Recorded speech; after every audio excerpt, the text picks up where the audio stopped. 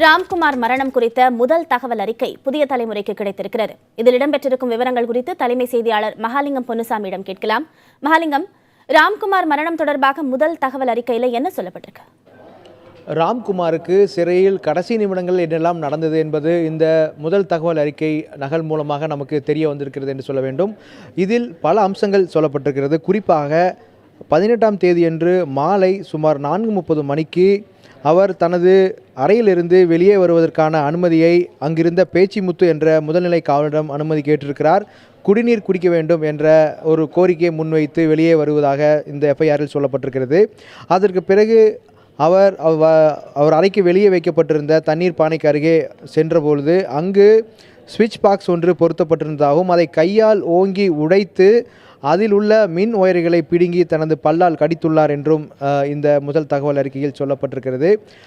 இதை கண்ட உடனடியாக காவலர்கள் அவரை காப்பாற்றுவதற்கான முயற்சியை மேற்கொண்டார்கள். ஆனால் அவர் மின்சாரம் பாய்ச்சி இருப்பதால் அவரை உடனடியாக கையில் தொட முடியாது என்று அவர் கையில் உள்ள லத்தியை பயன்படுத்தி அவரை காப்பாற்ற முயற்சி செய்ததாகவும் சொல்லப்பட்டிருக்கிறது. மயங்கிய நிலையில் ராமராஜ் அங்கேயே விழுந்ததாகவும் சொல்லப்பட்டிருக்கிறது.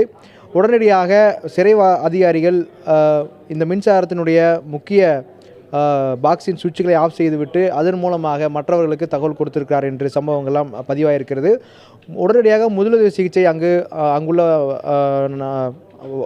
சிறை காவலர்களெல்லாம் சேர்ந்து முதலுதவி சிகிச்சை கொடுத்திருக்கிறார்கள். அதற்கு பிறகு சிறைக்குள்ளே உள்ள சிறை மருத்துவமனைக்கு அழைத்து சென்று மேல் சிகிச்சைக்காக அடுத்த கட்டமாக 108 ஆம்புலன்ஸில் ஏற்றி ராயப்பேட்டை அரசு மருத்துவமனைக்கு அனுப்பப்பட்டிருக்கிறார்கள். இதுதான் ராம்குமாரின் கடைசி நிமிடமாக இந்த முதல் தகவல் அறிக்கையில் பதிவாகியிருக்கிறது. அதற்கு பிறகு ராயப்பேட்டை அரசு மருத்துவமனையில் அனுமதிக்கப்பட்ட பிறகு வரும் வழியிலேயே ராம்குமார் இறந்திருக்கிறார் என்ற தகவல் வெளியானது.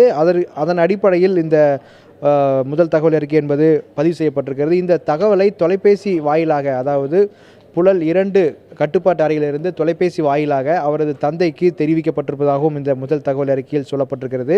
இந்த முதல் தகவல் அறிக்கையில் குற்றவியல் நடைமுறை சட்டம் 176 பிரிவு 1A படி வழக்கு பதிவு செய்யப்பட்டு மேஜிஸ்ட்ரேட் விசாரணை என்று தற்பொழுது நிலுவையில் இருக்கிறது.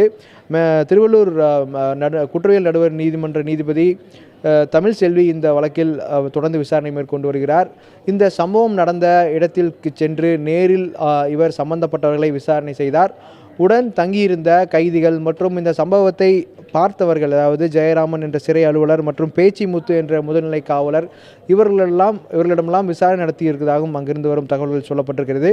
எனவே தற்பொழுது இந்த முதல் தகவல் அறிக்கையில் பல்வேறு அம்சங்கள் குறிப்பிடப்பட்டிருக்கிறது. கடைசி நிமிடம் ராம்குமாருக்கு என்ன நடந்தது என்பது பலரும் பல்வேறு கேள்விகளை எழுப்பி வரும் சூழ்நிலையில் நடந்தது குறித்து தற்பொழுது புழல் காவல் நிலையத்தில் வழக்கு பதிவு செய்யப்பட்டிருக்கிறது. அந்த வழக்கு தொடர்ந்து இப்போ நீதிபதி விசாரணையில் இருக்கிறது.